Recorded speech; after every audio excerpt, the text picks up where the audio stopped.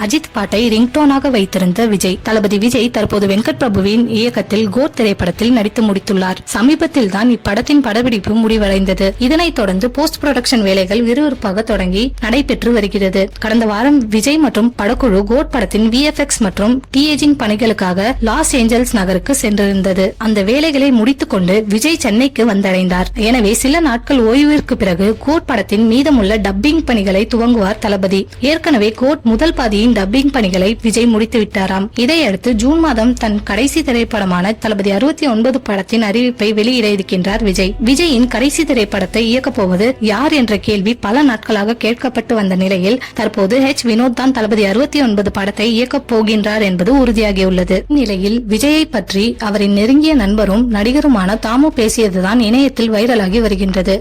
விஜயுடன் பல படங்களில் இணைந்து நடித்தவர் தான் தாமு. வெறும் நடிகர் மட்டுமல்லாமல் விஜயின் நெருங்கிய நண்பராகவும் இருந்து வருகின்றார். இதைத் தொடர்ந்து ஒரு பேட்டியில் தாமு விஜய் அஜித்தின் மீது வைத்திருக்கும் அன்பும் மரியாதையையும் பற்றி பேசியுள்ளார். விஜய் அஜித்தை மிகவும் ரசிப்பாராம். மேலும் பில்லா படத்தில் இடம்பெற்ற மை நேம் இஸ் பில்லா என்ற பாடலை தான் விஜய் பல காலமாக ரிங்டோனாக வைத்திருந்ததாக தாமு கூறியுள்ளார். இதை கேள்விப்பட்ட விஜய் மற்றும் அஜித் ரசிகர்கள் ஆச்சரியத்திற்கு ஆளாகியுள்ளனர். மேலும் தாமு சொன்ன இத்தகவலை அஜித் மற்றும் விஜய் ரசிகர்கள் இணையத்தில் அதிக அளவில் ஷேர் செய்து வருகின்றனர் என்பது குறிப்பிடத்தக்கது.